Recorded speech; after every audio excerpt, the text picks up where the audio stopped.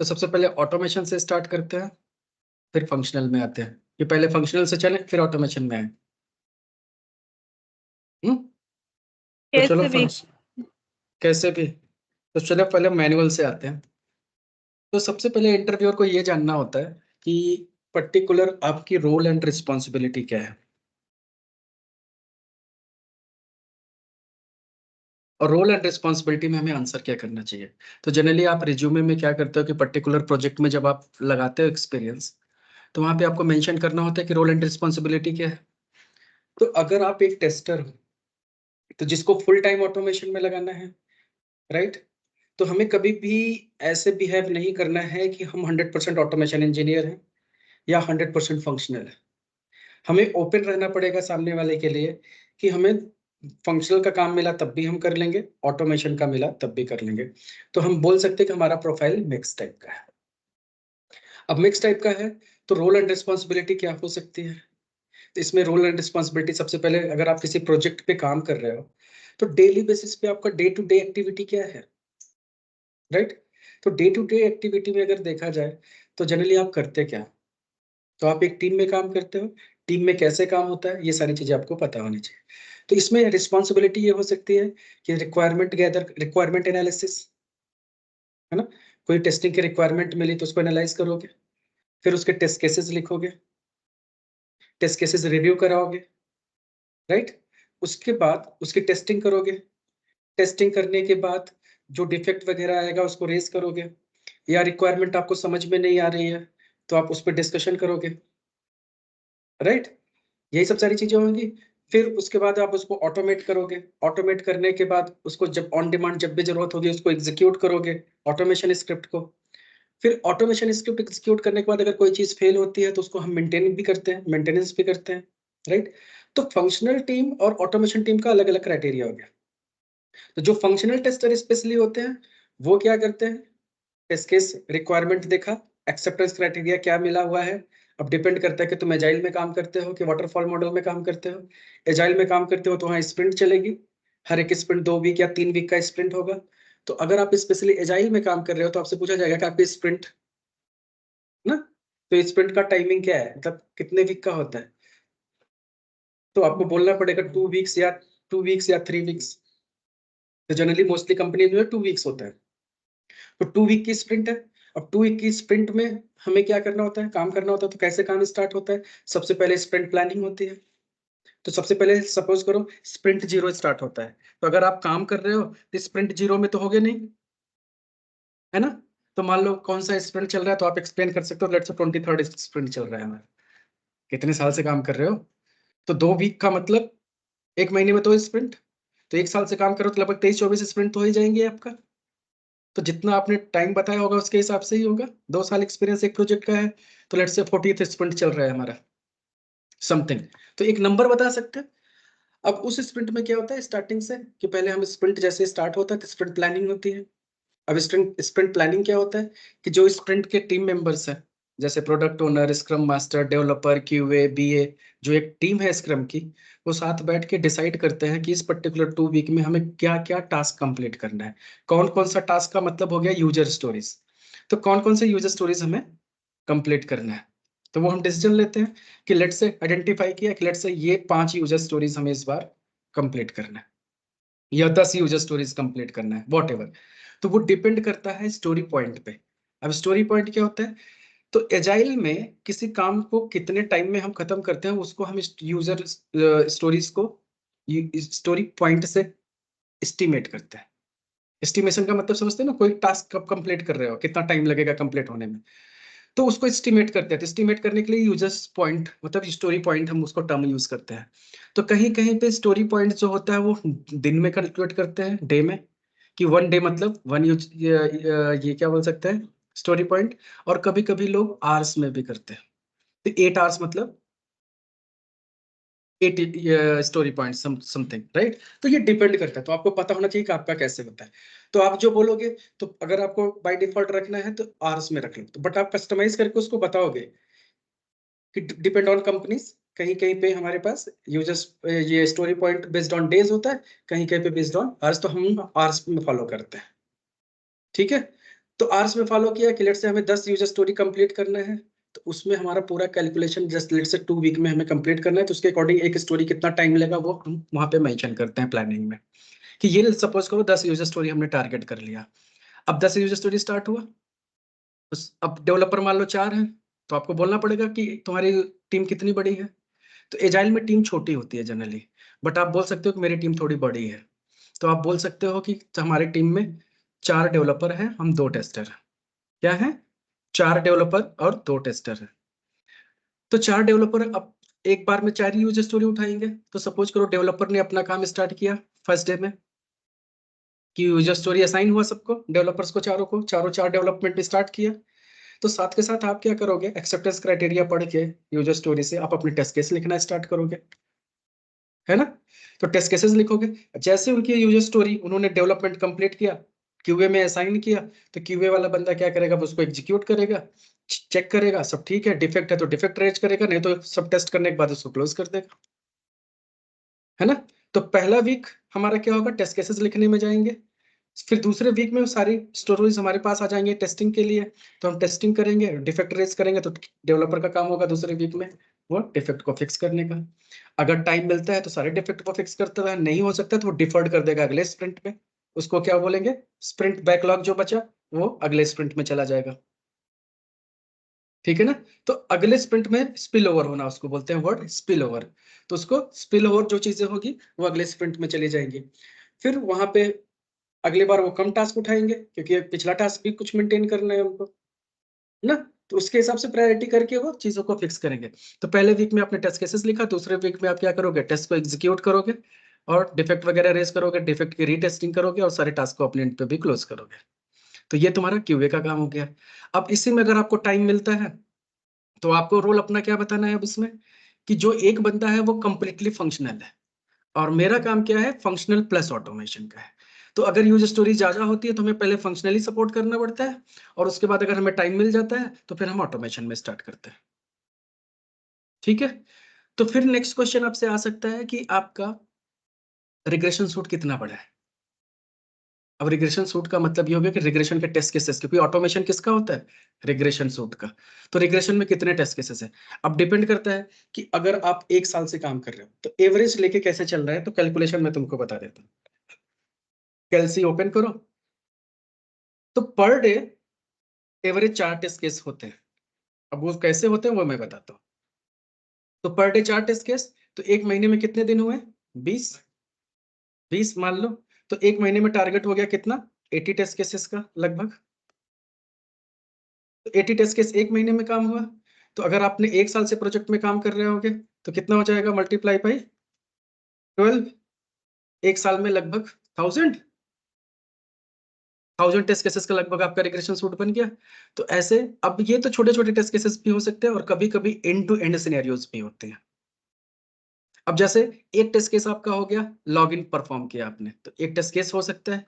अब एक test case ऐसा भी हो सकता है कि ब्राउजर लॉन्च किया, लॉगिन किया, ऐड टू कार्ट किया, प्रोडक्ट सर्च किया, फिर पेमेंट तक पूरा प्रोसेस किया। ये एक सिनेरियो हो सकता है एंड टू एंड। तो दोनों में डिफरेंस हुआ ना। तो वो डिपेंड करता है कि टेस्ट केस की लेंथ कितनी कितनी बड़ा टेस्ट केस है, जितना बड़ा टेस्ट केस होता है उतना टाइम कम लगेगा, मतलब टाइम ज्यादा लगेगा। और छोटे छोटे टेस्ट केस है, दिन में 4 कर सकते हो, कभी कभी एंड टू एंड सिनेरियोज है तो हो सकता है कि 2 दिन में एक हो, है ना? तो ऑन एंड एवरेज आपका अपना रिग्रेशन सूट जो है लगभग 1000 के अंदर ही रखना है, चाहे 2 साल का एक्सपीरियंस दिखाओ उस प्रोजेक्ट में, चाहे 3 साल का दिखाओ, है ना? तो ऑन एन एवरेज तो आपके पास एक नंबर दिमाग में रखना पड़ेगा कि लेट से कि हमारे पास 960 का रिग्रेशन सूट है इस टाइम पे, इतने टेस्ट केसेस है, ठीक है? और उसमें से हमने जो ऑटोमेट किया है वो लगभग 480। तो जेनरिक नंबर रखना है, ये नहीं कि आप बताओगे हमारे पास 1000 टेस्ट केसेस है और ऑटोमेट हमने 500 किया है, क्योंकि आप काम कर रहे हो ना। If you are showing the experience कि currently you are working, then how you will measure that कि तुमने अभी लास्ट कितना काम किया है, क्योंकि तुम डेली स्टेटस भेज रहे हो तो तुम्हें नंबर तो याद होगा। तो ये सब चीजें मैटर करता है कि एग्जैक्टली तुमने कितना बताया। तो आप बोल सकते हो कि पूरा हमने 480 हमने अभी तक ऑटोमेट किया है, क्योंकि since alone you are working और parallelly you have to work support the other team members also. तो जब तुम्हें टाइम मिलता है तभी तुम करते हो। तो इतना बताने का कि सपोज करो 960 टेस्ट केसेस टोटल हमारे पास है अभी रिग्रेशन में, and every sprints we are keep on adding that new test cases as well. तो टोटल 9060 है, बट 480 हमने ऑटोमेट कर चुके हैं। ठीक है, तो आप अब ऑटोमेट कब करते हो? तो पहला काम हमारा फंक्शनल टेस्टिंग का होता है। फंक्शनल टेस्टिंग में अगर हमारा जो कलीग है वो अगर सारा हैंडल कर लेता है तो हम ऑटोमेशन में फोकस करते हैं, लेकिन लास्ट वीक में हमें ऐसा लगता है कि उसको सपोर्ट करना है, स्प्रिंट क्लोज करना है, काम जाता है, तो हमें फिर पहले फंक्शनली सपोर्ट करना है, फिर ऑटोमेशन में हम करते हैं। यहां तक समझ में है? तो ऐसे आप ऑटोमेट करते हो। फिर ऑटोमेशन में क्या होता है कि कब इसको रन करते हो? अब यहाँ पे बात आई, तो रन करने के देखो कई सारे तरीके हो गए। तो रन करने के लिए अगर आप उसको जेनकिंस में ले जाना चाहते हो, अपने आप को बहुत अच्छा एक्सपर्ट दिखाना चाहते हो, तो दिखाओ, उसको बोलो कि हमने जो भी टेस्ट केसेस ऑटोमेट कर रखे हैं वो सारे के सारे हमारा डेली बेसिस पे गिट पे कोड अपडेटेड है, और वहां से हमने जेनकिंस में पाइप वो शेड्यूल सेट कर रखा है जॉब बना के। वहां से डेली बेसिस पे वो कंटिन्यूअस टेस्टिंग होती रहती है कि रात में डेली 1-2 बजे ट्रिगर होता है, तो एक स्पेसिफिक टाइम बना के रखता हूँ कि लेट से रात में 1 बजे का हमने शेड्यूल कर रखा है, वो ऑटोमेटिकली रात में 1 बजे पिक करता है, और जितने भी रिग्रेशन के हमारे टेस्ट केसेस होते हैं वो टेस्ट हो जाते हैं, और सुबह हमें रिपोर्ट्स मिल जाती है। सिंपल। तो ये हो गया कंसेप्ट, सीटी डेली बेसिस पे एग्जीक्यूशन हो रहा है। और दूसरा, अगर सीटी तुम्हारा हो ही रहा है तो ऑन डिमांड एग्जीक्यूशन की जरूरत है नहीं, तो आप उसको थोड़ा और लंबा घुमाना है तो घुमा सकते हो। कि पहले क्या था कि हम ऑन डिमांड एग्जीक्यूशन करते थे रिग्रेशन की ऑन डिमांड की, मतलब जब स्प्रिंट आती थी, तो स्प्रिंट जब क्लोज होता था तब हम एक बार पूरा फुल रिग्रेशन कर लेते थे। अब चूंकि ऑटोमेशन था तो आप हो सकता था लोकली आप करते रहोगे। अब ये क्वेश्चन पूछेगा कि अच्छा ठीक है, 480 टेस्ट केसेस रन होने में कितना टाइम आपका लगता है? क्योंकि आप डेली बेसिस पे ये काम कर रहे हो, तो ये चीजें भी तो आपको पता होनी चाहिए ना, कितना टाइम लगता है ना? तब आपको बोलना पड़ेगा कि जैसे आपने कोई भी टाइमलाइन लिया, ये थोड़ी ना बोल सकते हो आधे घंटे में रन होगा। 460 टेस्ट केसेस है, तो अगर आपने टाइम ज्यादा बनाया तब भी जस्टिफाई करो, और कम टाइम बताया तब भी जस्टिफाई करो। तो एक टेस्ट केस को जनरली रन होने में, अगर छोटा टेस्ट केस है तो कितना 30 सेकंड तो लगेगा, एवरेज ऑन एन एवरेज। तो 2 टेस्ट केस को रन होने में 1 मिनट। तो 480 है तो कितना लग गया? 240। तो 240 लगा तो कम से कम 4 घंटे हुए। तो आप सेफर साइड बताओ कितना 6 आवर्स लगते हैं, कैलकुलेटेड मत रहो। अप्रोक्सीमेट हमारा रजिस्ट्रेशन टाइम कितना होता है? 6 आवर्स का होता है। 6 आवर्स में वो रन हो जाता है। एंड ना फिर आप उसमें ऐड कर सकते हो कि अभी ऐसे 6 आवर्स में होता है, तो फिर वो पूछेगा कि कैसे एग्जीक्यूट करते हो। मान लो लोकली भी करते हो, तो क्या तुमने पैरेलल एग्जीक्यूशन वगैरह इंप्लीमेंट कर रखा है कि नहीं कर रखा है? कर रखा है तो कैसे कर रखा है? अगर तुम्हें पैरेलल एग्जीक्यूशन आता है तो फिर ये भी बता सकते हो। नहीं भी, अगर अगर मान लो टाइम नहीं रिड्यूस करना है तो हम बता सकते हैं कि 6 ही घंटे लेते हैं, लेकिन हमने पैरेलल एग्जीक्यूशन भी इंप्लीमेंट कर रखा है, क्योंकि हमें 2 ब्राउजर पे टेस्टिंग करनी होती है, क्रोम पे और एज पे। तो हमने पैरेलल टेस्टिंग हमारे पास है, तो हमने पैरेलल टेस्टिंग इंटीग्रेट कर रखा है जिससे कि दोनों एग्जीक्यूट होते हैं। अब अगर वो तुमसे घुसेगा, पूछेगा कैसे तुमने पैरेलल किया, अगर तुम्हें कंसेप्ट क्लियर है तभी उसको बताओ, नहीं तो पैरेलल का कंसेप्ट हटा दो कि 2 मशीन्स पे हमने लगा दिया है। तो जनरली हम अपने लैपटॉप पे ही हेडलेस मोड में डाल दिए हैं, तो हेडलेस मोड में रन होता रहता है और हम अपना काम करते रहते हैं। तो ये भी चीजें हो सकती है। या तो सिटी में है, तो सिटी में शेड्यूल जॉब भी है और ऑन डिमांड भी है।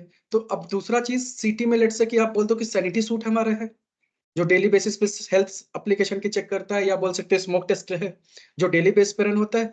और रिग्रेशन की भी आपने जेनकिंस में जॉब बना रखी है जिसमें ऑन डिमांड एग्जीक्यूशन होता है, कि जब हम चाहते हैं मैन्युअली ट्रिगर कर देते हैं तो एग्जीक्यूशन स्टार्ट हो जाता है, वो भी बोल सकते हो। तो ये आपको डिसाइड करना है कि एक ही चीज पे रहना है, तो आपको क्या बोलना है, एक चीज पाथ को सेट कर लेना है, वही हर इंटरव्यू में बोलना है। घुमा फिरा के नहीं करना है कि पहले बोल रहे हो रिग्रेशन हमने पूरा सिटी में डाला हुआ है और फिर कह रहे हो ऑन डिमांड भी कर रहे हैं। तो चीजें समझो इसको। तो अगर सिटी भी इंटीग्रेट कर रखा है डेली एग्जीक्यूशन, तो उसको बोल सकते हो सैनिटी और स्मोक सूट। और ऑन डिमांड अगर करना है रिग्रेशन, तो जॉब बना हुआ है उसको हमें मैन्युअली ट्रिगर करना पड़ता है। तो I think it could be the best answer. समझ गए? तो let's say smoke sanity run होने के लिए 1 घंटे लगते हैं, तो 1 घंटे डेली वो रन होता है। और रिग्रेशन ऑन डिमांड हम करते हैं, वो भी क्लिक करते हैं जेनकिंस पे रन हो जाता है। अब उसके बाद का स्टेप हुआ कि टेस्ट केस जब आपका रन हुआ, तो मान लो 460-80 टेस्ट केसेस आपने रन किए, उसमें से ऑन एन एवरेज लगभग कितना पास होता है और कितना फेल होता होगा? अब अगर आपने ये बताया कि पूरा पास होता है तब भी डाउट है, और ज्यादा फेल हो रहा है तब भी फंसोगे, तो मतलब तुम्हें ऑटोमेशन अच्छे से नहीं आती। क्यों ज्यादा फेल हो रहा है, दोनों पे क्वेश्चन पूछेगा वो, ना। तो तुम्हें बोलना है कि 480 रन होता है तो लगभग और ऑलमोस्ट 410 20 ऐसे पास होते हैं, 50 60 फेल हो जाते हैं, मतलब 10 to 15% फेल होते हैं।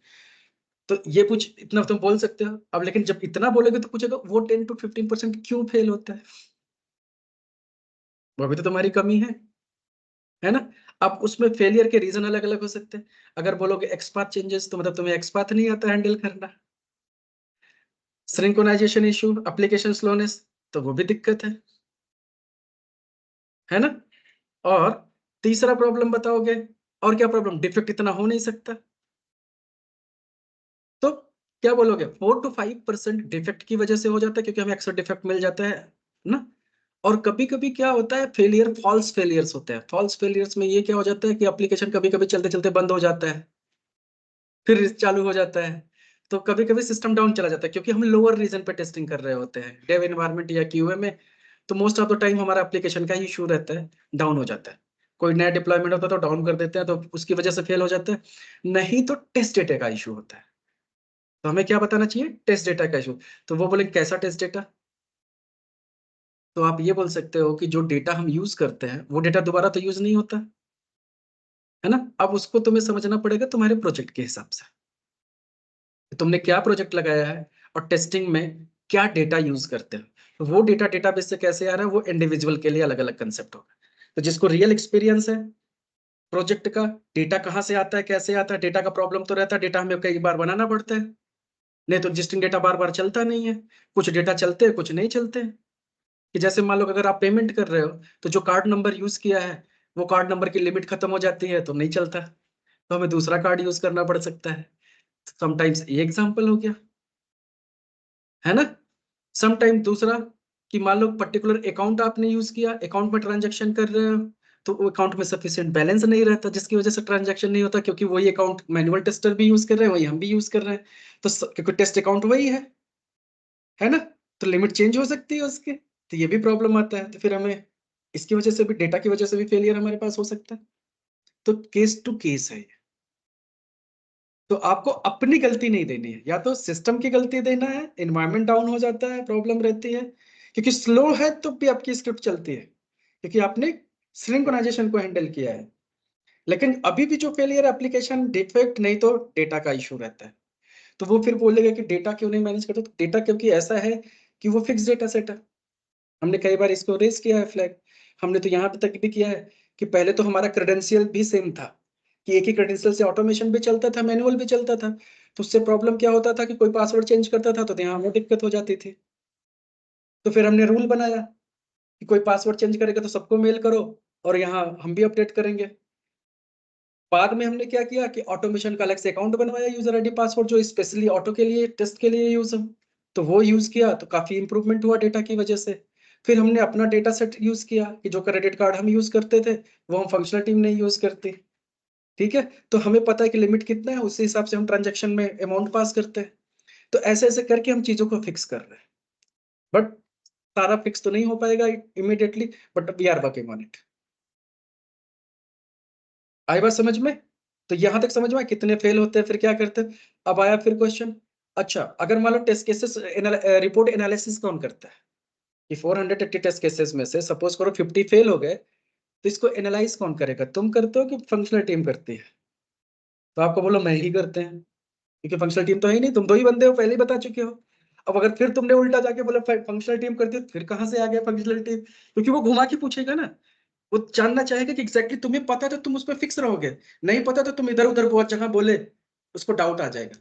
तो आपको मान के चलना है कि आप ही सब कर रहे हो, तो दूसरा कम इन्वॉल्व होगा, फेल होने के चांसेस कम हो जाएंगे आपके।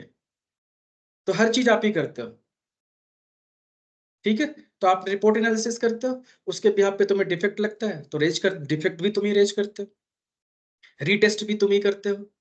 फिर तुम्हें कहीं लगता है कि फंक्शनल चेंजेस हैं, तो हमें स्क्रिप्ट अपडेट भी करना पड़ता है, तो स्क्रिप्ट को हम मेंटेन भी करते हैं, ठीक है। नेक्स्ट क्वेश्चन वो पूछ सकता है कि फ्रेमवर्क आप ही ने बनाया कि बनाया था, बोलो मैंने ही बनाया था। क्या जाता है, बनाना तो आ ही गया ना, उसमें तुम टाइम ले सकते हो ना, क्योंकि ये एक अलग इम्पैक्ट होगा ना कि तुम्हें फ्रेमवर्क बनाना आता है, तुम स्क्रैच से बना तो सकते हो। फ्रेमवर्क बनाया था, कैसे बनाया था वो तुम्हें पता ही है। क्लियर? ओके, तो यहां तक समझ में आया? कोई डाउट, कोई क्वेश्चन यहां तक? सर एक बार मतलब अभी समझो इंटरव्यू ने पूछा कि आप फंक्शनल और ऑटोमेशन दोनों हैंडल कर रहे हो, हम्म तो दोनों दोनों मतलब कैसा साइमल्टेनियसली करना है, मतलब ऐसा वो साइमल्टेनियसली का कैसा मतलब ये, हाँ साइमल्टेनियसली में ये हो गया कि जैसे फर्स्ट स्प्रिंट का फर्स्ट वीक है, हम्म टेस्ट केस लिखना था 10 यूजर स्टोरी का, तो फंक्शनल टेस्टर जो था तुम्हारे टीममेट, वो टेस्ट केसेस लिख रहा था, तुम ऑटोमेशन कर रहे थे उस टाइम पे। फिर हम्म अचानक से यूजर स्टोरी एक एक करके उसके पास आई, तो वो टेस्टिंग अगर कर पा रहा है तो करेगा। अचानक से ज्यादा आ गया, एंड लेट से 2 ही 3 दिन बचा हुआ है, सारी यूजर स्टोरी बची हुई टेस्टिंग के लिए, तो तुम उसकी हेल्प करते हो, तब फिर तुम फंक्शनल में आ जाते हो, तो फंक्शनली टेस्ट करके उसकी हेल्प करते हो। उसके बाद फिर जब तुम्हें टाइम मिलता है तब ऑटोमेट करते हो। तो अल्टीमेटली तुम्हारा गोल है रिलीज को सपोर्ट करना, तो फंक्शनली तुम्हें हेल्प करना है, जरूरत है तो तुम हेल्प करते हो, नहीं तो तुम ऑटोमेशन में फोकस रखते हो। That's it. पहली प्रायोरिटी टेस्टिंग कंप्लीट होनी चाहिए, चाहे जैसे भी। और ये क्वेश्चन पूछा तो सर ले मतलब जितना हम्म, यूज मतलब कितना टेस्ट केस हम लोग ऑटोमेट कर रहे हैं, मतलब क्या सभी के राइट। सभी हाँ ऑटोमेट? तो राइट, तो ये बात हो गई सही। तो जब इंटरव्यू पूछता है कि टेस्ट केसेस कितनी ऑटोमेट करते हो एक दिन में, तो on an average 4 test cases, because it's depend on complexity, test case की कॉम्प्लेक्सिटी। अब कॉम्प्लेक्सिटी कैसे डिफाइन करते हो, वो पूछ सकता है ना, कि कॉम्प्लेक्सिटी तुम डिफाइन कैसे करते हो, कि ऑटोमेशन की कॉम्प्लेक्सिटी क्या है। तो कॉम्प्लेक्सिटी के लिए अब तुम्हें एक चार्ट समझना पड़ेगा, और ऐसा भी क्वेश्चन हो सकता है आपके साथ कि सपोज करो कि आपने कंपनी ज्वाइन किया, और मैंने आपको 500 टेस्ट केसेस की लिस्ट पकड़ा दी कि जीरा में ये 500 टेस्ट केसेस आपके पास है। नाउ मैनेजर आपसे बोलेगा कि ये टेस्ट केसेस है, देख लो और एस्टिमेट करके दे दो कि कब ऑटोमेशन कंप्लीट करके दे रहे हो। तो एस्टिमेट करना पड़ेगा पहले तुम्हें, तो तुम कैसे एस्टिमेट करोगे, कितने दिन में करके दोगे? आई ना बात समझ में? तो ब्लाइंडली तो कुछ भी नहीं बोल सकते ना, तुम्हारे पास तो डेटा होना चाहिए कि कैसे ये होगा। तो उसके लिए पहले तुम्हें टेस्ट केसेस की कॉम्प्लेक्सिटी डिफाइन करनी पड़ेगी, और फिर डिफाइन करने के बाद चीजों को करना पड़ेगा। तो लेट्स सी कैसे करते हैं ये। और एक सर अगर उसने पूछा कि तुम कैसा डिसाइड करते हो कि ऑटोमेट करना है कि नहीं टेस्ट बता रहा हूँ, टेंशन मत लो तुम। केस? ठीक है, तो यहाँ पे सपोज करो TC01 आया, और टेस्ट केस का डिस्क्रिप्शन आपके पास लिखा होगा कि ये टेस्ट केस है। अब टेस्ट केस की कॉम्प्लेक्सिटी डिफाइन करने के लिए आप यहाँ पे लिख लो नंबर ऑफ पेजेस, कितने पेजेस के लिए ये टेस्ट केस अप्लीकेबल है। कि जैसे क्रिएट लीड है, तो लॉग इन करेगा, लीड पेज पे जाएगा, 2 पेज इन्वॉल्व है, या होम पेज से लीड पेज, तो 3 पेजेस इन्वॉल्व है, राइट। तो number of pages, number of locators, कितने ऐड करने पड़ेंगे, क्योंकि टाइम तुम्हारा जहां कहाँ रहा है उस पर डिपेंड करता है ना। New functions, number of new functions तुम्हें कितने लिखने पड़ेंगे उसको करने के लिए, पहले से है कि नहीं है। तो 3 कॉम्प्लेक्सिटी हो गई। डेटा चैलेंज, कि डेटा डायनेमिक जनरेट करना है, कि डेटा डीबी से उठाना है, कि डेटा स्टैटिक है डायरेक्ट एक्सेल से ले लेना है। तो डेटा चैलेंजेस डिफाइन करने पड़ेंगे, है कि नहीं डेटा का कोई चैलेंज वहां पे, है ना। सिक्वल पे कोई डिपेंडेंसी है कि नहीं है, हमें ये भी चेक करना पड़ेगा। नंबर ऑफ वैलिडेशंस कितने हमें लगाने हैं, क्योंकि जितना वैलिडेशंस लगाओगे उतना टाइम लगेगा। तो ऐसे मोटे मोटे ये आपके क्या हो गए, कुछ कॉम्प्लेक्सिटी हो गई। बेसिकली टाइम कहाँ जाता है आपका जब टेस्ट केस ऑटोमेट करते हैं? पेजेस नया है तो नया पेजेस बनाने पड़ सकते हैं, फंक्शंस लिखने पड़ सकते हैं, लोकेटर्स ऐड करना पड़ सकता है ना। तो यही सारी चीजों में करना पड़ता है। तो सिक्वल का जरूरत है तो सिक्वल इंटीग्रेट करना पड़ेगा, नहीं है। और नंबर ऑफ कितने वैलिडेशंस लगाने हैं, है ना। तो जितना कोड बढ़ेगा कि नहीं, तो जैसे जैसे कोड बढ़ेगा उसके हिसाब से कॉम्प्लेक्सिटी इंक्रीज होगी। तो यहाँ पे अगर आपने मान लिया हर चीज में, कि जैसे यहाँ पे पूरा का पूरा टाइम सेट कर लिया, कि मतलब नंबर ऑफ पेजेस के लिए सपोज करो कि हमें ऐसे हाई लेवल समझो कि इसके लिए 10 मिनट लगेगा, लोकेटर आइडेंटिफाई करने के लिए मुझे ये टेस्ट केस में 15 मिनट लगेंगे, फंक्शन लिखने में लेट से 3 घंटे या 2 घंटे लगेंगे, डेटा चैलेंज हैंडल करने के लिए लेट से 1 घंटे लगेगा, समथिंग। सिक्वल की जरूरत नहीं है तो 0 ना। नंबर ऑफ वैलिडेशंस लेट से 5 है, इसमें कितना टाइम लगेगा, लेट से 10 मिनट समथिंग। तो ऐसे जोड़ लो पूरा, आगे कैलकुलेट करो आवर्स में, आवर्स में कैलकुलेट किया कि मान लो अगर ये पूरा टेस्ट केस हमें करने में, क्योंकि यहाँ पे टाइम आपने मिनट में डाला है ना, और यहाँ पे टोटल कैलकुलेट करने में आ गया कि सपोज करो कि ये टेस्ट केस 30 मिनट्स में हो जा रहा है, फिर अगला टेस्ट केस सपोज करो ये टेस्ट केस 30 मिनट्स में हो रहा है, यहाँ पे मेंशन कर दिया। अब मिनट्स नहीं लिखना, यहाँ पे 30 ही लिखना, क्योंकि कैलकुलेट पूरा करना पड़ेगा तुमको। फिर अगले टेस्ट केस में सपोज करो फिर कॉन्फ़िग सारी चीजें देखा, तो टेस्ट केस को आपको देखना पड़ेगा, समझना पड़ेगा, पहले एनालिसिस करना पड़ेगा टेस्ट केस को कि देख के कैसे करना है। हो सकता है आपको पहले समझना भी पड़े, तो मैनुअली जाके एग्जीक्यूट करके भी देखना पड़े, है ना। दूसरे टेस्ट केस में लेट्स से 180 मिनट्स लग रहे हैं, नेक्स्ट टेस्ट केस में लेट्स से 10 ही मिनट्स लगा, फिर अगले टेस्ट केस में लेट्स से 50 मिनट लगा, ऐसे हो रहा है। तो ऐसे ऑन एन एवरेज करते चले जाओगे 30 मिनट्स, फिर आपका ऐसे पकड़ो, अब इसको खींच दो, ऐसे मान लो आपने टेस्ट केसेस किया, माइनस में चला गया।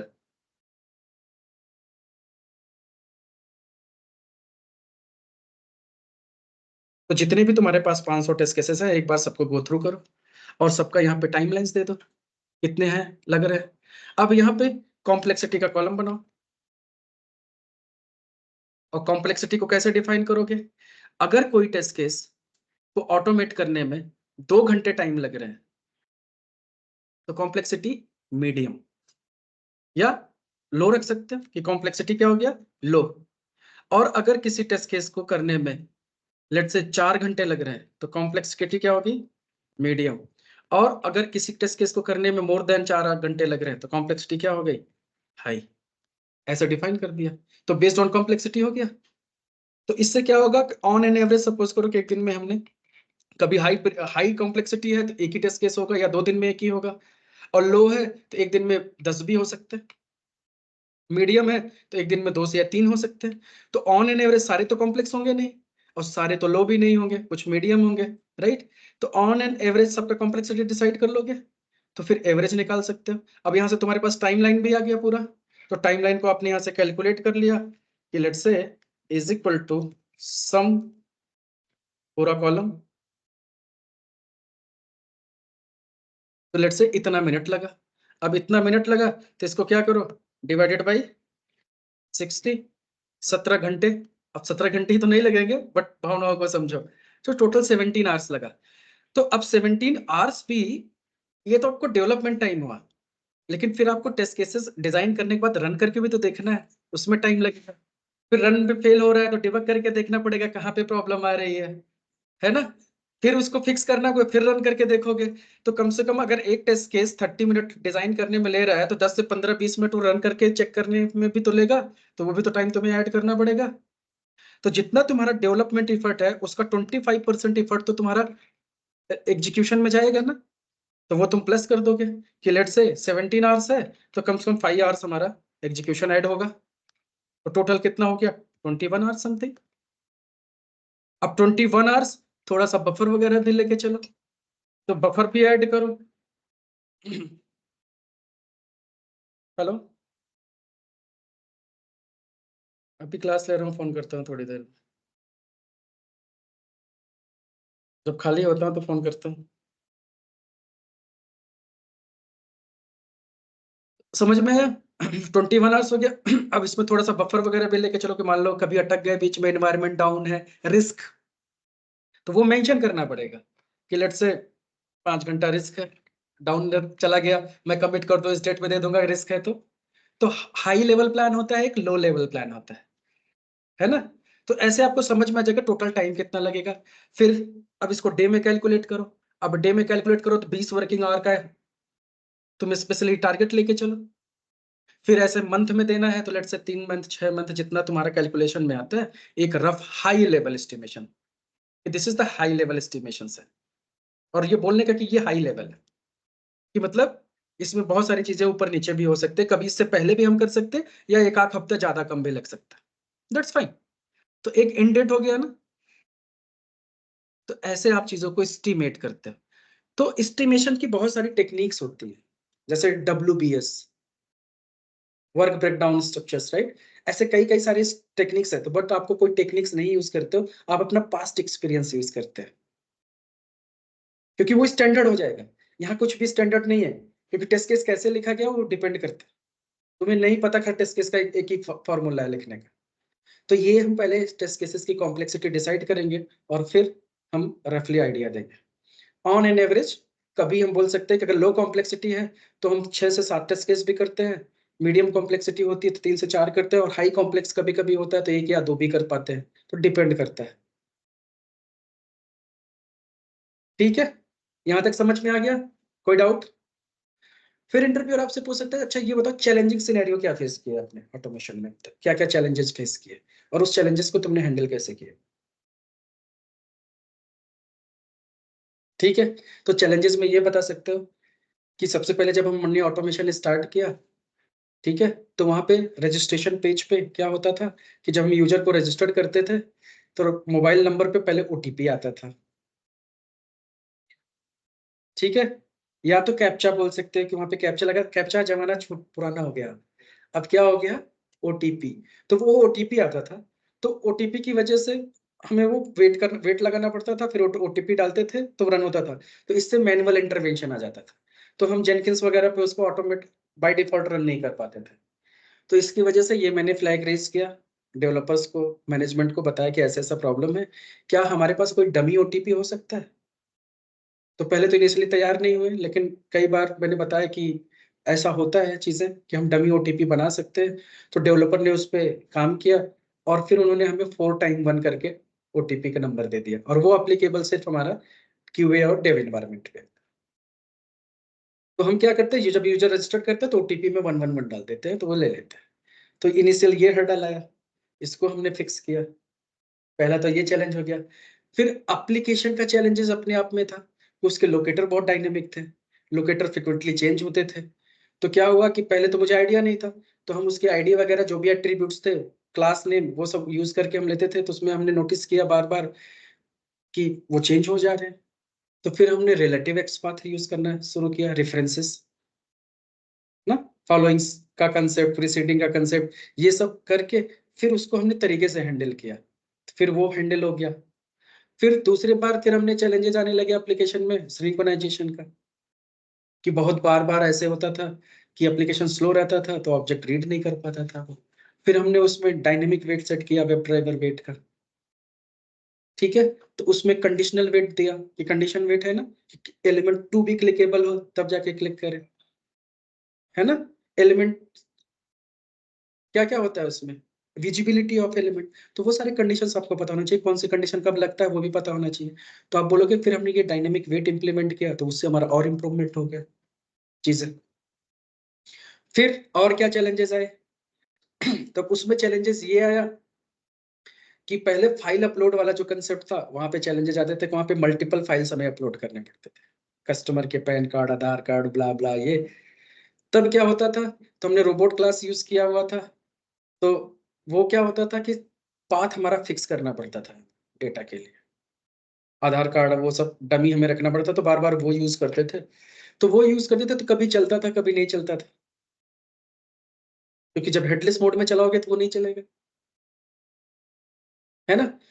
तो उसके लिए फिर हमने क्या किया, सेंड कीज मेथड इंप्लीमेंट किया उसके अंदर, कि डायरेक्ट डेवलपर को बोला, उन्होंने जो लॉजिक से वो फाइल जावास्क्रिप्ट से बनाई थी, उनको मैंने बोला कि यहाँ से मुझे प्रॉब्लम आता है, तो उन्होंने उसका कंसेप्ट चेंज कर दिया, तो जिससे मेरा सेंड कीज वहां चलने लगा, तो साइड डायरेक्ट सेंड कीज से फाइल अटैच होने लगी।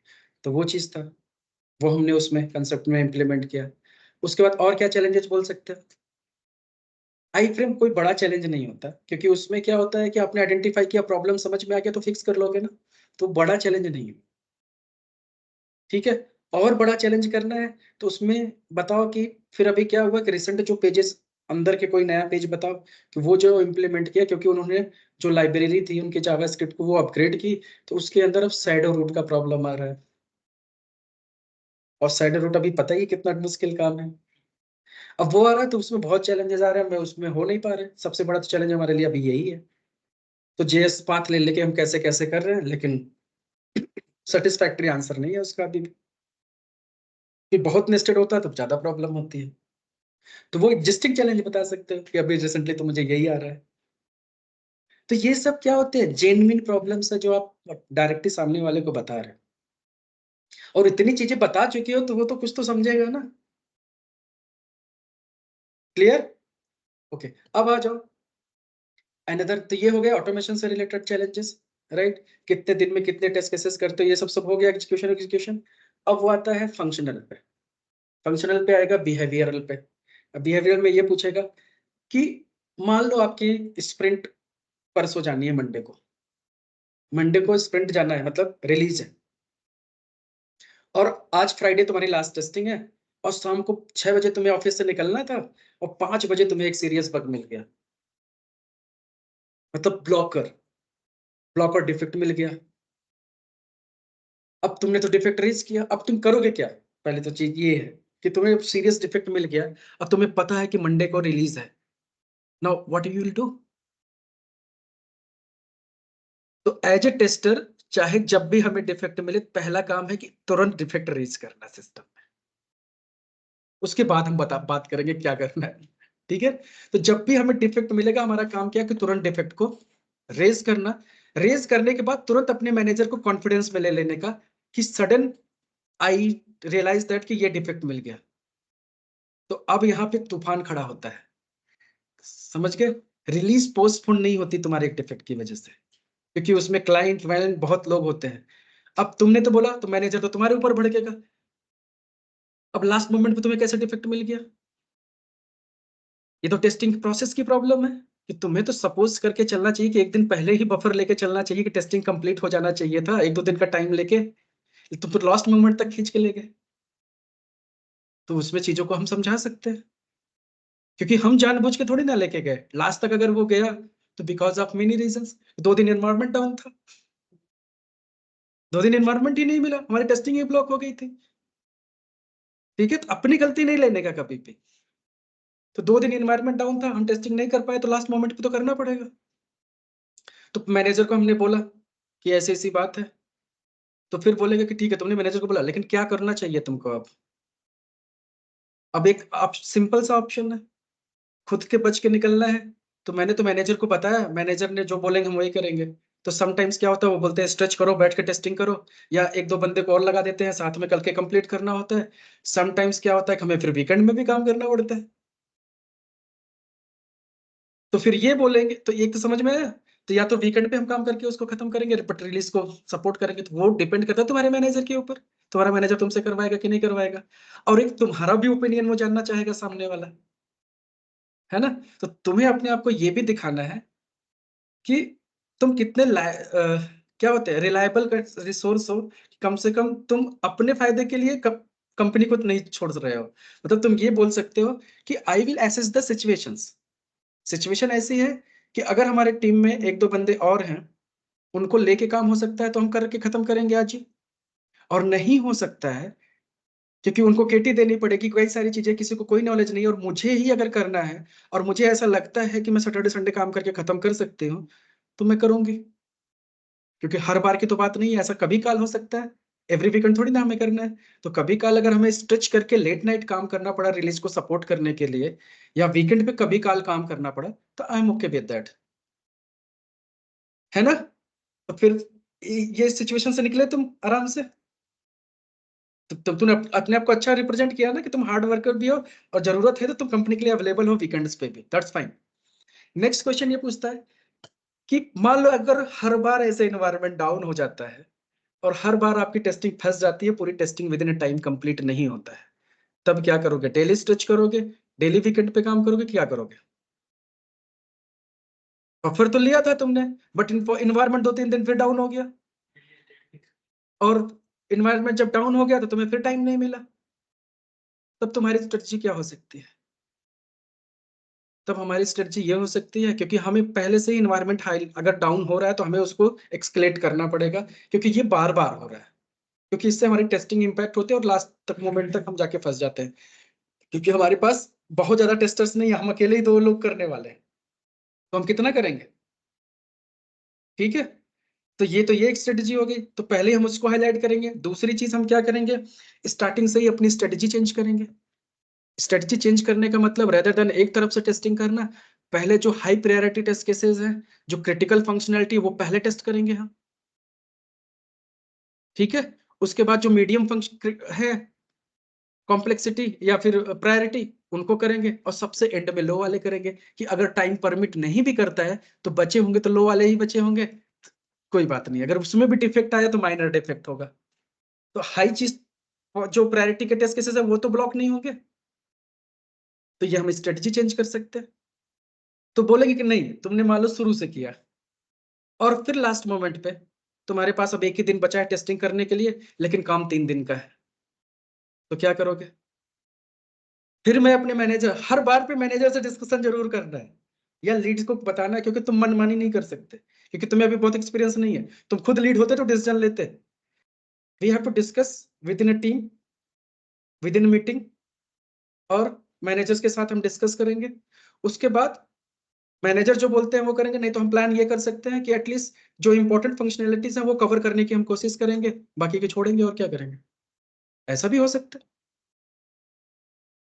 तो ये पॉसिबल कॉम्बिनेशन सिर्फ आपको बताना है, होगा क्या वो तो पता ही नहीं, कैसे होगा ये तुम्हारी थिंकिंग है, जनरली तुम ऐसा करते। क्लियर?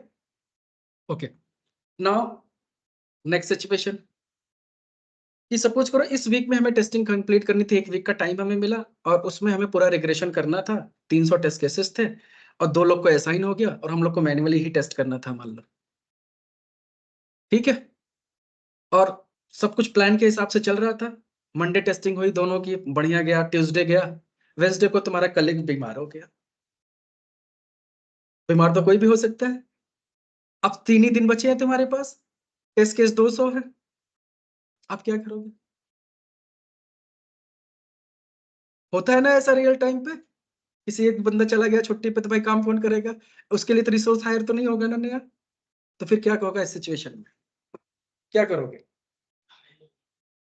तो उस सिचुएशन में फिर से वही चीज, I will talk to my manager, ठीक है, and I will look out for someone help, कि अगर टीम में किसी दूसरे, क्योंकि टीम तो बड़ी है, भले तुम एक प्रोजेक्ट में काम कर रहे हो, कि अगर दूसरा कोई बंदा अगर हमारी हेल्प कर सकता है तो हम उसकी हेल्प लेंगे उसमें। ऐसे होता है जनरली, दूसरा रिसोर्स हम लगा देते हैं, भाई टेम्परेली सपोर्ट कर दो रिलीज को, उसकी हेल्प ले सकते हैं। नहीं है तो हम भी मजबूर है, कोई ऑप्शन नहीं है, तो या तो हम स्टिच करके करेंगे, और नहीं स्टिच करेंगे तो हम अपना स्कोप रिवाइज करेंगे। स्कोप का मतलब समझते हो ना, क्या टेस्ट करना है, उस स्कोप को रिवाइज करेंगे। हाई प्रायोरिटी टेस्ट केसेस को हम टारगेट जल्दी के पहले करेंगे, उसके हिसाब से स्ट्रेटजी चेंज करेंगे। तो घुमा फिरा के ऐसे ही आना है। क्लियर यहां तक? कोई डाउट नहीं है? ठीक है, नेक्स्ट। अब आते हैं वापस से, मान लो तुम कंपनी ज्वाइन किया, कंपनी ज्वाइन किया, अब वहां पे ऑटोमेशन नहीं है, और तुम ऑटोमेशन इंजीनियर हो, तुमको अगर फंक्शनल टेस्टिंग के काम पकड़ा दिया जाए तो तुम क्या करोगे? चुपचाप काम करोगे, कि ऑटोमेशन मांगोगे, कि कंपनी छोड़ दोगे? अब होता क्या है, हर एक कंपनी में इंटरव्यू तो ऑटोमेशन में तुमसे ले रहे हैं, और लाने के बाद अगर तुम्हें फंक्शनल का काम पकड़ा देंगे तो आके प्रॉब्लम तो होती है ना मैनेजर्स को, तुमने हायर तो ऑटोमेशन के लिए किया था, अब मुझे मैनुअल में काम दे रहा, मुझे ऑटोमेशन का काम दो, बार बार बोलोगे नहीं। तो ये भी तो प्रॉब्लमेटिक हुआ ना सामने वाले के लिए, यार कहाँ से ऑटोमेशन लाएगा वो? तो तुम क्या करोगे? तो तुम्हें वहां पे भी पॉजिटिव रहना है। Ultimately we have to do the testing, and since we already have automation experience, तो मैं क्या करूंगा, फंक्शनल टेस्टिंग के साथ साथ ऑटोमेशन अगर वहां नहीं है तो I will try to bring the automation there, because automation का एडवांटेज है। तो कैसे? मान लो तुम्हारे पास तो टाइम है नहीं, तो कैसे निकालोगे? ऐसा नहीं रहता कि हमेशा सबके पास 100% ऑक्युपाइड है। जब भी तुम्हें टाइम मिलेगा तुम उसमें प्लान करोगे, फ्रेमवर्क बनाओगे, पीओसी दोगे, उसके बाद ऑटोमेशन करने की कोशिश करोगे। और साथ के साथ अगर तुम्हें ये लगता है कि सारे के सारे फंक्शनल टेस्टर हैं, तो तुम वीकली 1 घंटे की ट्रेनिंग प्लान करोगे, और जितने भी फंक्शनल टेस्टर हैं सबको ऑटोमेशन की ट्रेनिंग देना स्टार्ट करो, कि सब थोड़ा थोड़ा टाइम निकाल के इस पे काम कर पाए। तो ये सब एक अच्छी हैबिट में आएगा ना, कि चीजें क्या थी तुम्हारे कंट्रोल में नहीं थे, लेकिन तुमने चीजों को ट्रांसफॉर्म किया, तुम्हारे अंदर ये एबिलिटी है, ये कैपेबिलिटी है कि चीजों को तुम चेंज कर सकते हो। ये नहीं कि मैनुअल का काम मिला तो मुझे मैनुअल ही करना है, या तो एग्री कर गए, तो अपना स्किल खराब कर रहे हो, और नहीं एग्री किया तब भी गलत है, तुम काम नहीं करोगे ठीक से, ऑटोमेशन चाहिए तुमको। तो इसके लिए तुम्हें अपने आप को प्रूव करके टाइम निकाल के खुद से ऑटोमेशन सेटअप करना, और सेटअप करके उसकी उसका बेनिफिट निकाल के उसको डेमो देके मैनेजमेंट को कन्विंस करके क्लाइंट को कन्विंस करके हम ऑटोमेशन लाएंगे उसमें। कोशिश हम यही करेंगे, कोशिश करना तो बेकार नहीं होता, विदाउट इम्पैक्टिंग करंट डिलीवरेबल्स। तो कभी कभी अच्छा करने के लिए तुम्हें ज्यादा फोकस करना पड़ता है, ज्यादा मेहनत करना पड़ता है, तो करने में कोई बुराई तो नहीं है, तो कर सकते हो। तो ये सब सारी चीजें तो पॉजिटिव चीजें आपको एक्सप्लेन करने हैं अपने बारे में, ठीक है। अगला क्वेश्चन ये हो सकता है कि अगर तुम्हें मान लो फ्रेमवर्क बनाना है, तो तुम डिसीजन कैसे लोगे कि कौन सा टूल और कौन सी टेक्नोलॉजी यूज करनी है, राइट। तो इसके लिए अब जिसके पास ज्यादा एक्सपीरियंस है, अगर रिज्यूमे में मल्टीपल टूल लगा रखा है, तब तो वो फंसेगा। तो तुम ये बोलोगे कि सिंस मुझे एक ही चीज आती है, आई नो सेलेनियम जावा, तो definitely I will try to use the skills because I don't know other technologies, है ना। तो इसके लिए हमें कोई टेंशन नहीं है, and selenium is proven tools in the market. तो हम सेलेनियम को ट्राई करेंगे, पहले उसकी क्या बनाएंगे, पीओसी। पीओसी का मतलब प्रूफ ऑफ कंसेप्ट। उसमें एक end to end scenario automate करेंगे और क्लाइंट को डेमो देंगे कि अगर ये फिजिबल है, सपोर्ट कर रहा है, तो हम कंटिन्यू कर सकते हैं। अगर चैलेंजेस होंगे तो वो भी हमें पता चलेंगे, फिर हम देखेंगे कर पाएंगे कि नहीं कर पाएंगे, या कौन सा टूल होगा, फिर हम वर्क अराउंड खोजेंगे। Clear, okay. अब आते हैं, और क्या क्या पूछते हैं, कहाँ तक हम इधर उधर घूम जा रहे हैं, असल में ट्रैक पे नहीं आ रहे हैं प्रॉपर। ओके, चलो ऐसे कि मान लो आपने टेस्टिंग कंप्लीट किया, आपने पूरी टेस्टिंग डन कर दिया, और प्रोडक्शन पे इशू मिल गया। प्रोडक्शन पे इशू आने का मतलब समझते हो ना, कि आपने लोकल या यूएटी एनवायरनमेंट में टेस्ट किया, अब वो साइट लाइव हो गई, और जब लाइव हुई, जैसे फ्लिपकार्ट पहले लोकल टेस्ट होता है, आया लाइव कि बिग बिलियन डे आ गया, और वहां से आपने निकाला ऑफर की आईफोन 50% ऑफ, है ना। और वहां 50% ऑफ पे जो भी कार्ड नंबर पे आप बता रहे हो कि एसबीआई कार्ड से 50% ऑफ मिलेगा, लगाने पे हो ही नहीं रहा, तो चिल्ला जाएंगे लोग, तो बेवकूफ बना। तो ये इसको क्या बोले, प्रोडक्शन डिफेक्ट, मतलब तुमने प्रॉपर टेस्ट नहीं किया उस कार्ड से। तो इसको क्या बोलते हैं, डिफेक्ट लीकेज, कि टेस्टिंग में नहीं पकड़ा गया, ये डिफेक्ट प्रोडक्शन पे मिल गया, क्योंकि वहां डिफरेंट यूजर टेस्ट कर रहे हैं ना। अब वहां इशू आ गया, जब ऐसे प्रोडक्शन पे इशू आते हैं तो बवाल हो जाता है, ऊपर से लेकर नीचे तक प्रोडक्शन इशू आया। अब वो सबसे पहले आके मैनेजर पे फटेगा, क्यों कैसे फट गया वहां पे। अब मैनेजर के पास आया, तो मैनेजर तो आया नीचे, किसने टेस्ट किया था, कैसे यहाँ गया, क्यों टेस्टिंग नहीं किया। तो फिर क्या बोलोगे, हमारी कोई गलती नहीं है, क्योंकि ये स्कोप में जो था वही तो हमने टेस्ट किया, हमारे पास ये टेस्ट केस था ही नहीं। पहली चीज तो सिनेरियो ही नहीं था ये हमारे पास, तो हम कहाँ से टेस्ट करते।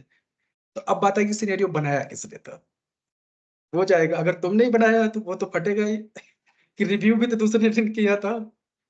तो ये कभी कभी ऐसा होता है, दैट्स एक्सेप्टेबल, और लेटर ऑन हमें वो चीजों को भी ध्यान में रखना है। तो ये कंपनी को भी पता है, इंसान से ही गलती होती है, तो कभी कभी होता है, लेकिन हमेशा नहीं होना चाहिए। समझ गए। तो ऐसे भी होता है, और कभी कभी ऐसा भी होता है कि ये डिफेक्ट यूएटी में फिक्स हुआ था, लेकिन कोड डिप्लॉय जब हुआ प्रोडक्शन पे, तो गलत कोड चला गया। तो उस केस के लिए तुम्हारे पास एविडेंसेस होने चाहिए कि भाई हमने यूएटी में टेस्ट किया था, ये सही चल रहा था, वहां क्यों फटा, डिप्लॉयमेंट की प्रॉब्लम। तो ऐसे एक्सेप्ट करने से पहले सोचना पड़ेगा, अपनी गलती तो नहीं माननी,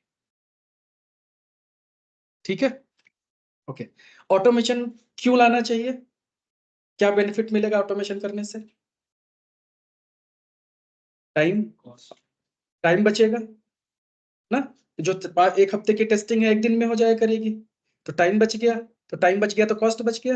दूसरा दूसरा क्वालिटी इंक्रीज होगी, क्योंकि ह्यूमन मिस्टेक्स तो नहीं होंगे, ह्यूमन एरर्स नहीं होंगे, तो क्वालिटी भी बढ़ गई, और अर्ली रिलीज चला जाएगा मार्केट में, सस्ता पड़ेगा। तो इस वजह से भी हम ऑटोमेशन करते हैं। तो ऑटोमेशन हम किसकी करते हैं? रिग्रेशन टेस्ट केसेस की, जो होते हैं फंक्शनल टेस्ट केसेस जिसको बोलते हैं। और कुछ होते हैं यूआई के टेस्ट केसेस। जैसे अभी किसी ने पूछा कि कौन सा टेस्ट केस हमें करना चाहिए, कौन सा नहीं करना चाहिए।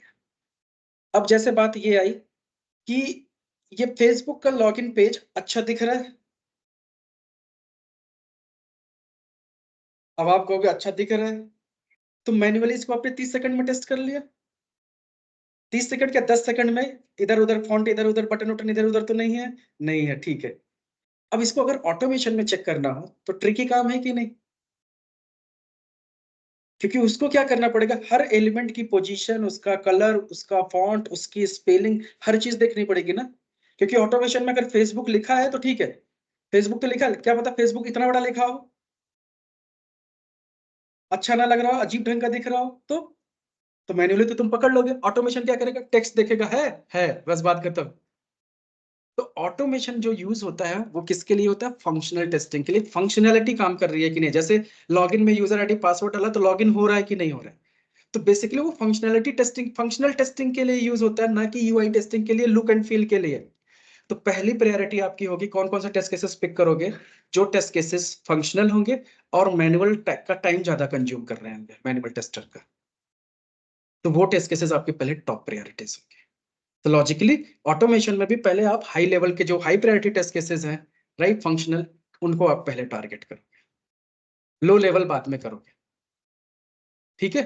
और यूआई वाले टेस्ट केसेस को इग्नोर करके रखो। तो जो टेस्ट केस को manually within second test किया जा सकता है, और ऑटोमेशन की कॉम्प्लेक्सिटी वेरी हाई है, क्योंकि इसमें इतने सारे कॉम्बिनेशन चेक करने पड़ेंगे, इसी को लिखने के लिए आपको 2-3 दिन कोड लिखना पड़ेगा। तो ऐसी चीजें आपके लिए लो प्रायोरिटी हो सकती है, या आप मना कर सकते हो कि ऑटोमेट हम अभी नहीं करेंगे, मतलब अभी नहीं करेंगे।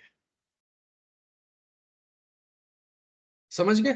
और अगर मान लो ओटीपी टाइप की सिनेरियोज आ गए, और ओटीपी है ही नहीं, कंसेप्ट वन वन डालने का, तो आप वो सिनेरियो हटा सकते हैं। समझ गए? इस टाइप की चीजें। या फिर आप किसी लिंक पे क्लिक करते हो तो किसी प्रोडक्शन वेबसाइट पे जाती है, किसी कस्टमर की वेबसाइट पे जा रहा है वह, और वहां जाके कुछ करना है, तो ऐसे चीज को अवॉइड कर सकते हो, क्योंकि डमी डेटा वहां नहीं डाल सकते। ऐसे सिनेरियो को हम ऑटोमेट नहीं कर सकते, ठीक है।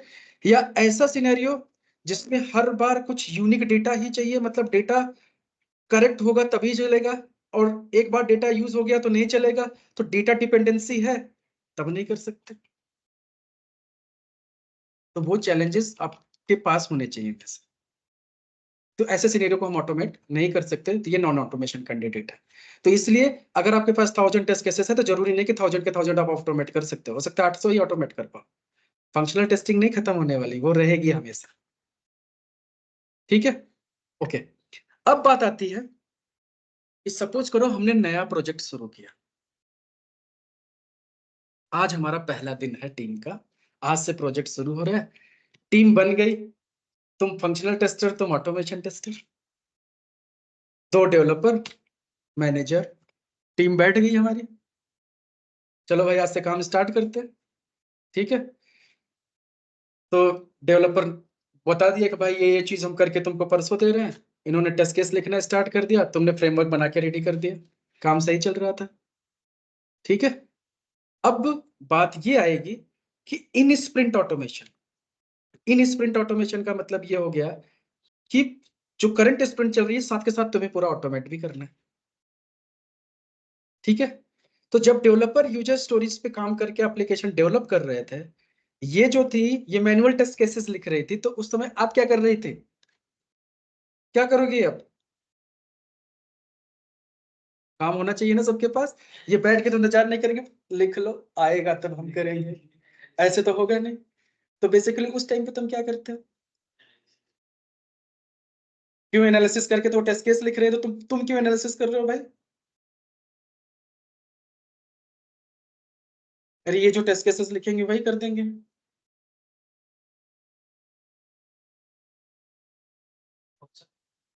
तो ऐसे कौन सा करने का ये सब डिसीजन कहाँ से होगा? तो ऐसी सिचुएशन में हमेशा दोनों के दोनों ऑटोमेशन टेस्टर चाहिए, कि हमें फंक्शनल टेस्टिंग जो लिखेंगे, फंक्शनल टेस्ट केसेस डायरेक्ट हम उसकी गर्किन लिखेंगे फीचर फाइल में, और फीचर फाइल में गर्किन लिखा तो टेस्ट स्टेप जनरेट कर सकते हैं।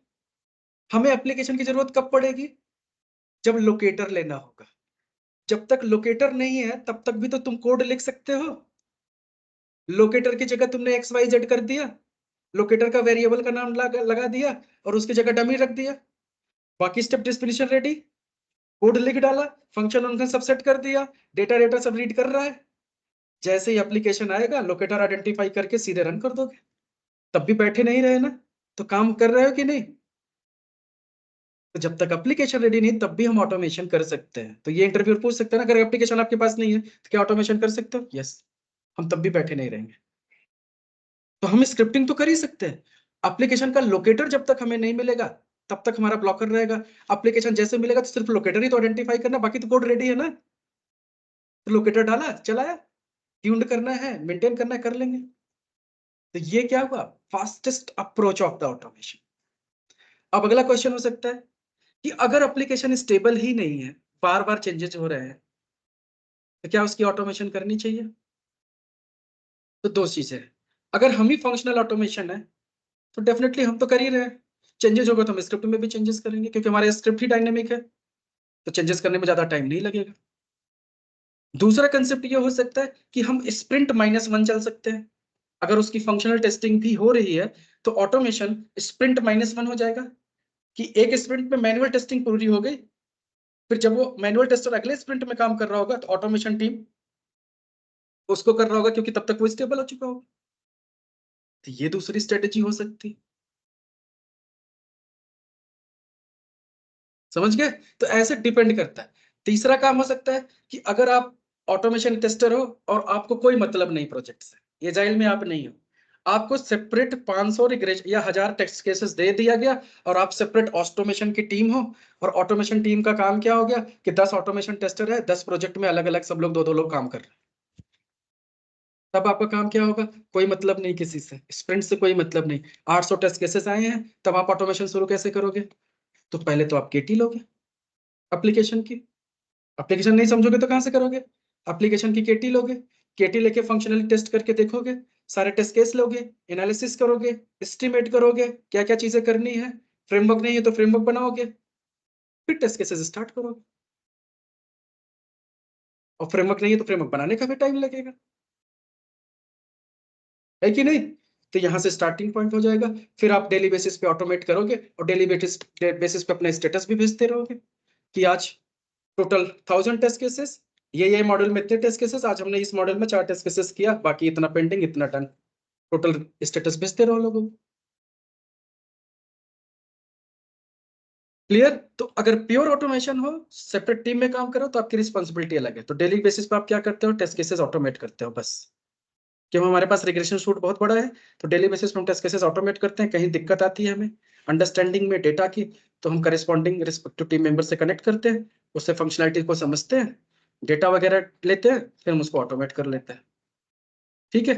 ऑन डिमांड एग्जीक्यूशंस भी होती रहती हैं, तो अगर कोई चीजें फिक्स होती, प्रॉब्लम में आती है, जैसे कोई इश्यूज आया तो उसको फिक्स भी करते हैं, स्क्रिप्ट को मेंटेन भी करते हैं। ये सारी चीज भी आप ही का काम है। और कभी कभी नए फंक्शंस लिखने पड़ते हैं तो वो भी हम लिखते हैं।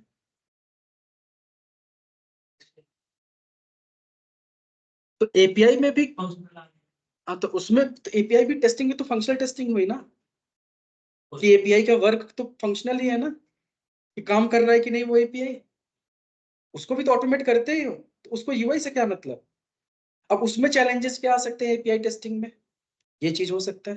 तो एपीआई में टेक्निकल चैलेंजेस कम से कम होते हैं, क्योंकि रिक्वेस्ट किया तो रिस्पॉन्ड करेगा, नहीं किया तो नहीं किया, फेल होगा, डायरेक्ट हम पकड़ में आ जाएगा।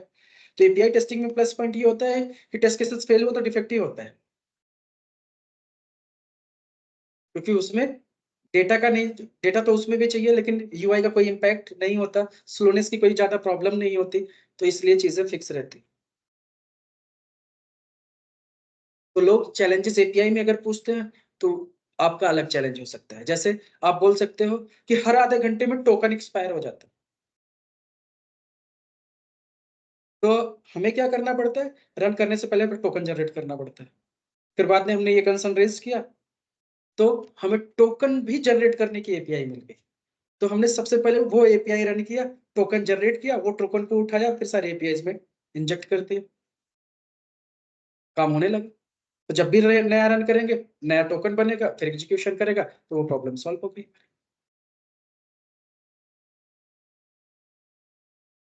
क्लियर? कोई डाउट यहाँ तक? और क्या क्या क्वेश्चन आते हैं? अब आप लोग भी एक्सपीरियंस्ड हो, तो कुछ चीजें मुझे पूछो, तो मैं बताऊं फिर उसका आंसर क्या हो सकता है।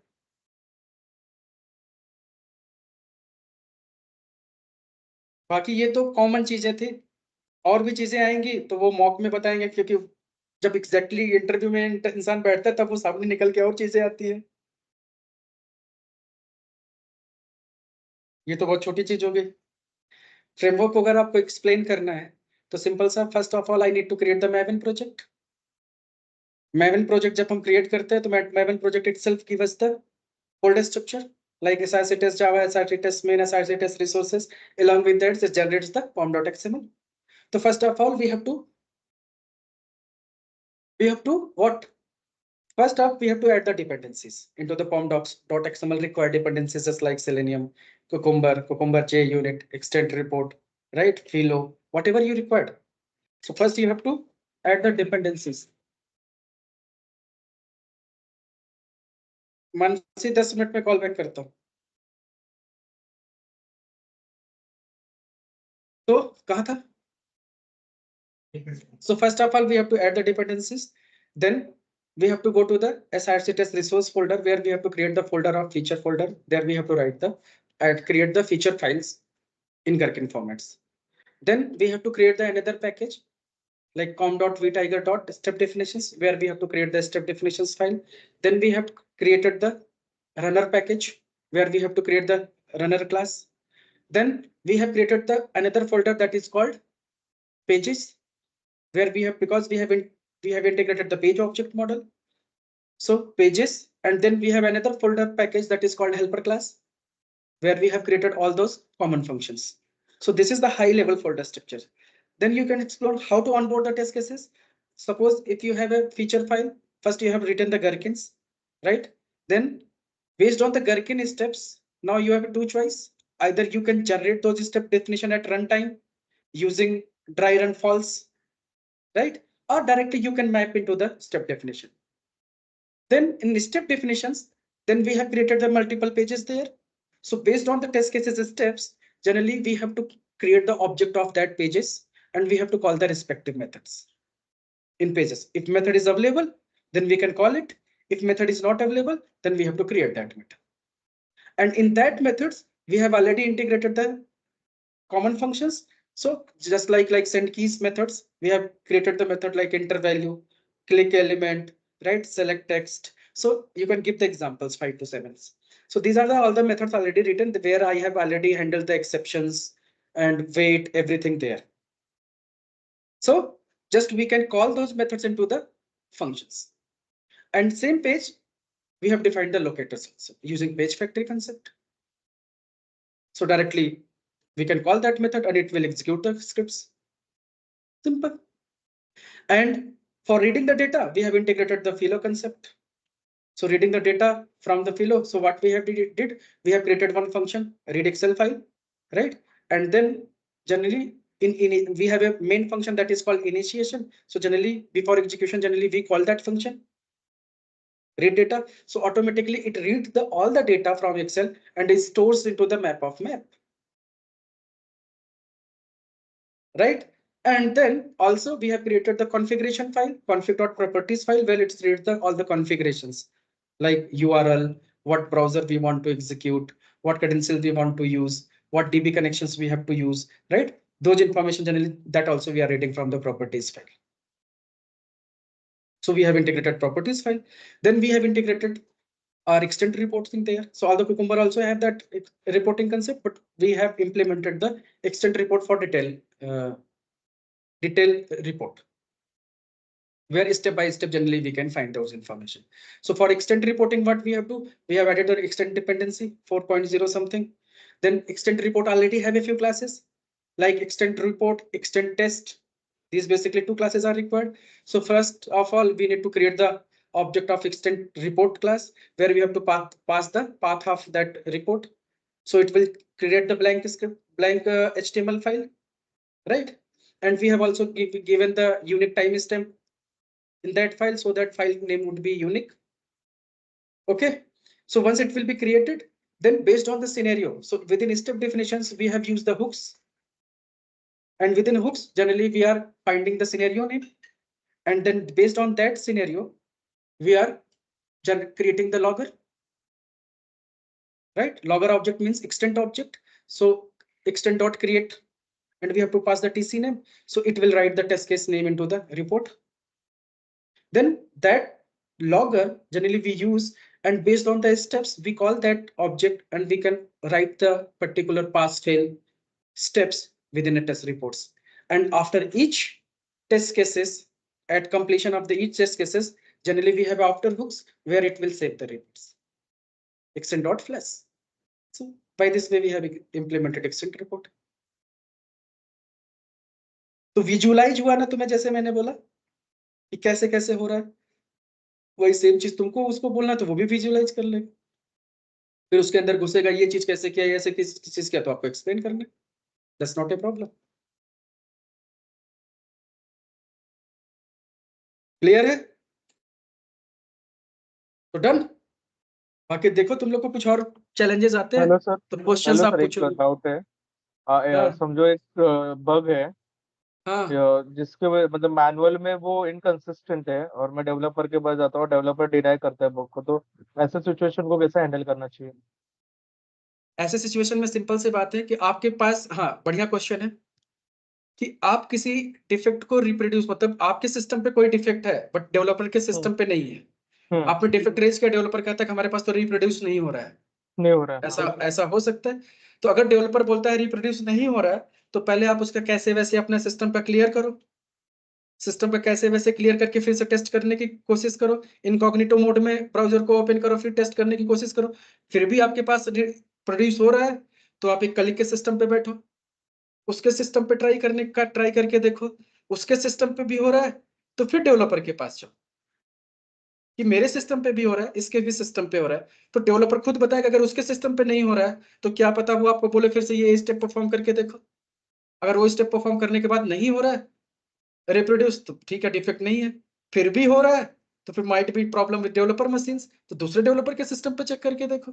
तो generally what we will do, we will share our screens, we will show him, he can share his screens, he can show us, तो ये तो डिस्कशन से ही रिजॉल्व होगा ना,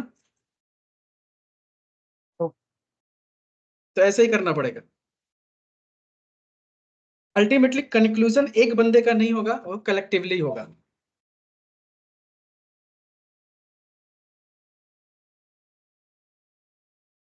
एनीबॉडी एल्स, एनी क्वेश्चंस?